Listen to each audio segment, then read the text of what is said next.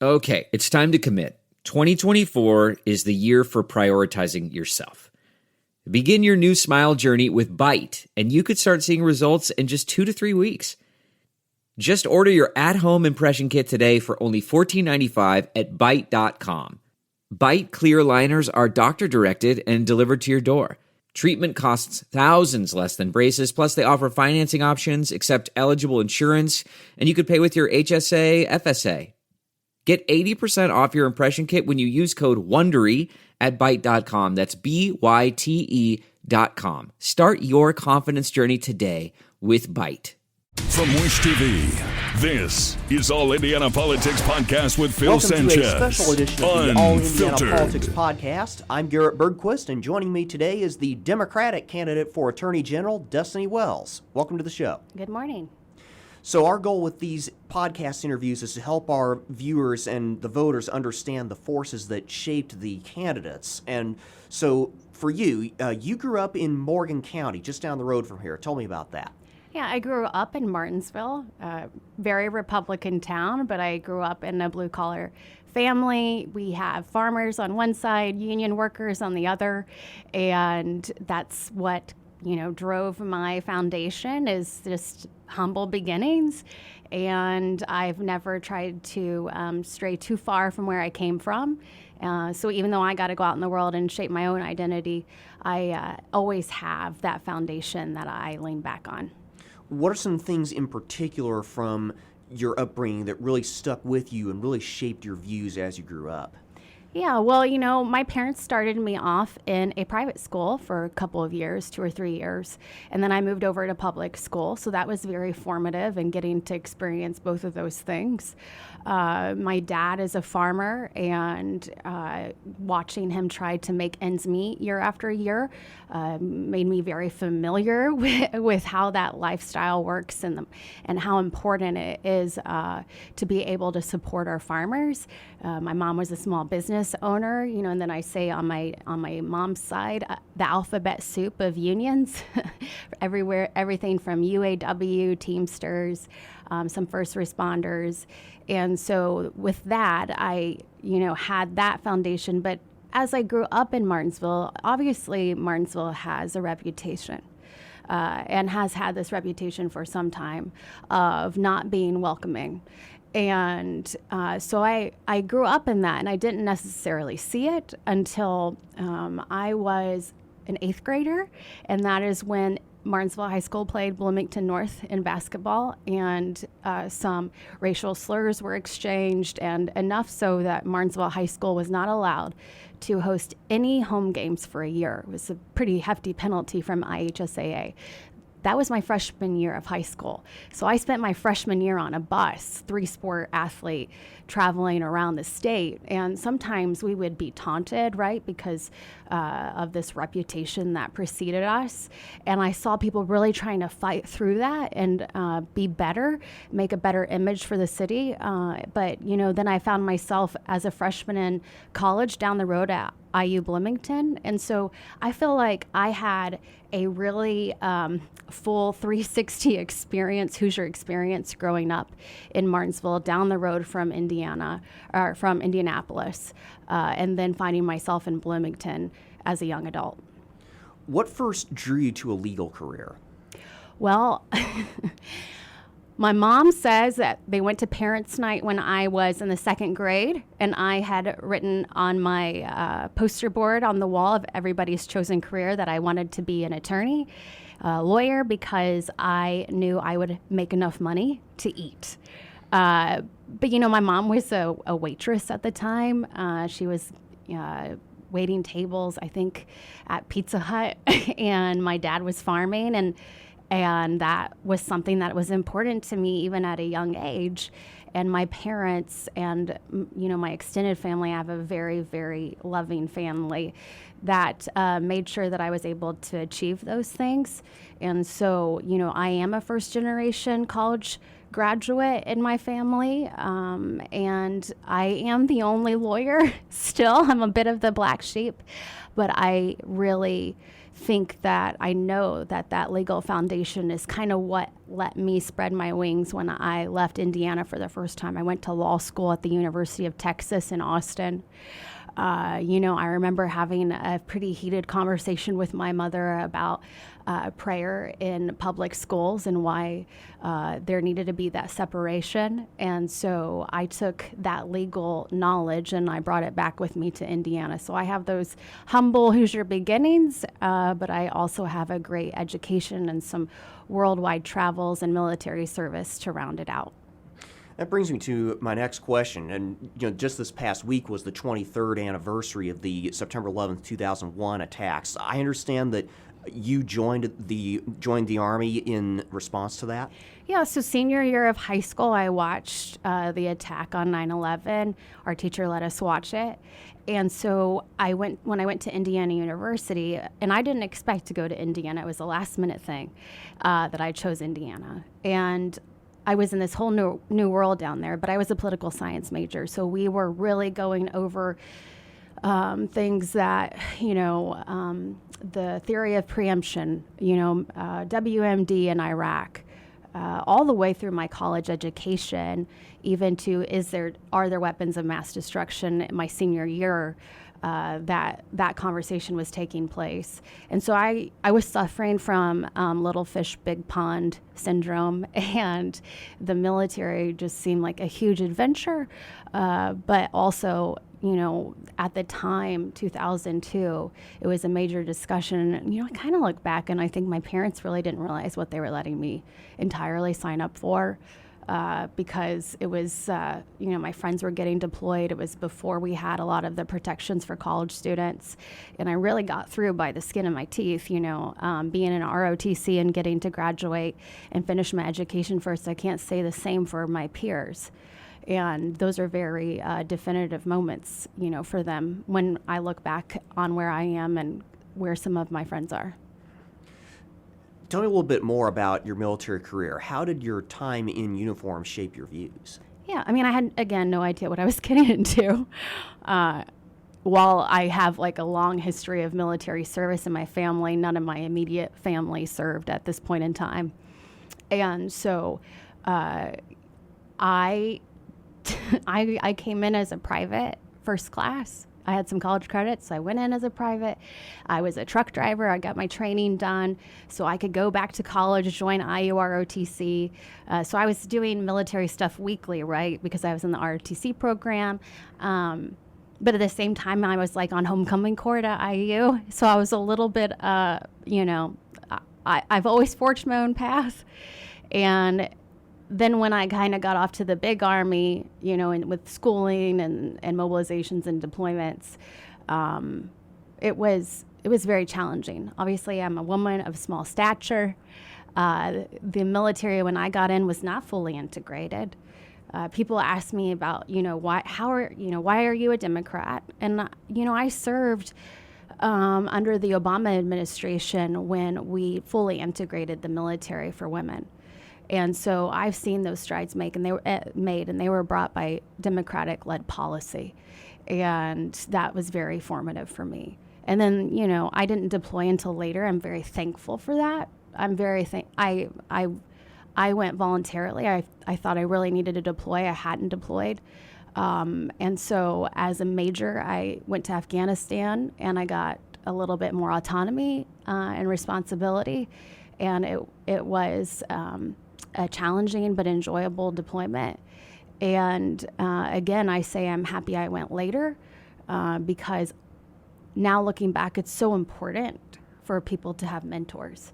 And I was kind of going alone for a lot of my military career. And when I look back, I could have really used women mentors, but they just were few and far between. And so I try to make myself more available now to others because I know how important it is. We talked about the Pence rule or whatever, when I was a field grade officer, and I remember really not liking it. Because if you have to not let a woman in your office, and not be able to talk to her and not give her the same opportunities as the men in the office, it really does set a woman back. And that's kind of what I've been up against the military, but I'm still here. I'm a lieutenant colonel now. I'm in command of a unit in Ohio, a military intelligence unit. It's great. We actually do intel production on the weekend, so it has a mission. And I'm in night school. People don't know this. I'm really busy on the trail because I'm also trying to get my education done for the military so I can get a look at full bird colonel. I'm going to keep going. And just like we were talking about before I came in here, I went to Columbus, Ohio this weekend to take a PT test. And my husband, I met him in the military. He just retired, but it's very much part of our identity, and it also really frames our prerogative in life and what we're pursuing.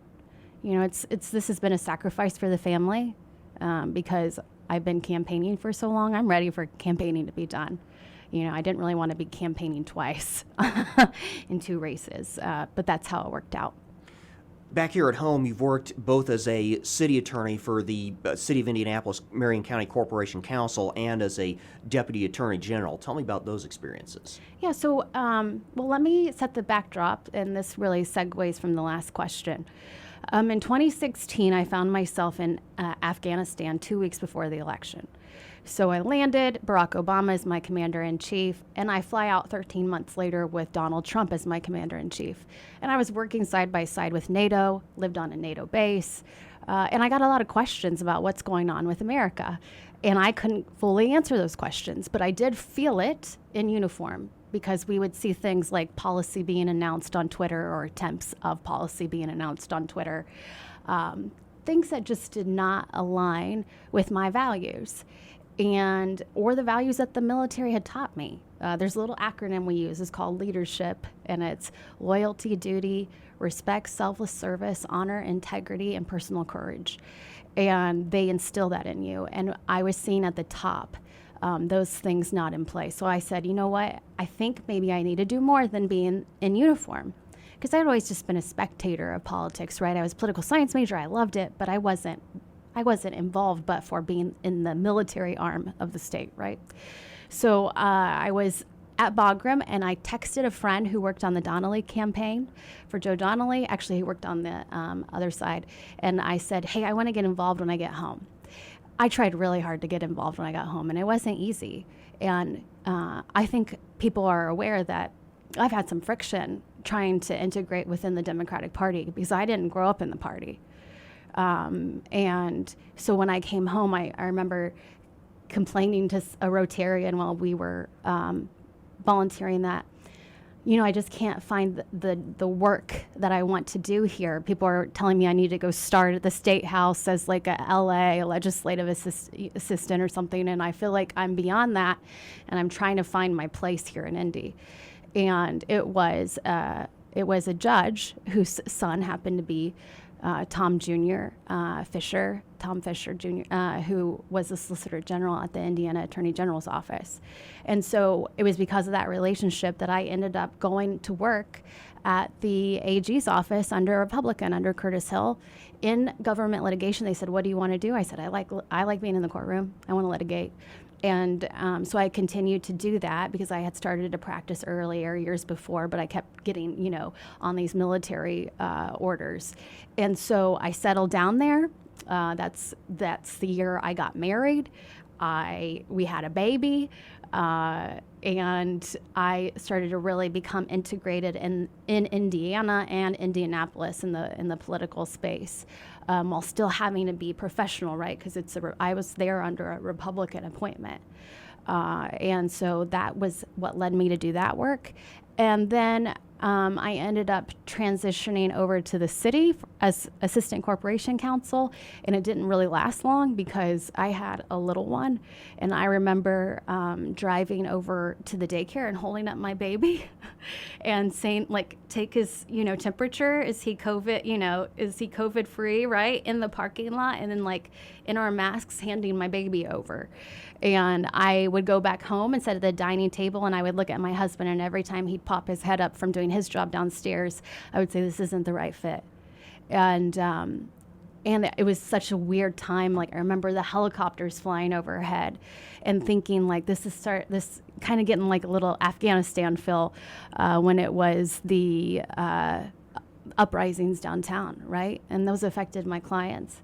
I was representing IMPD, DPW, and all the other municipalities, agencies, and I decided I would just stop and stay home with my son during the pandemic. And it was the best, hands down, best decision that ever happened. And I can't say I necessarily made it for myself.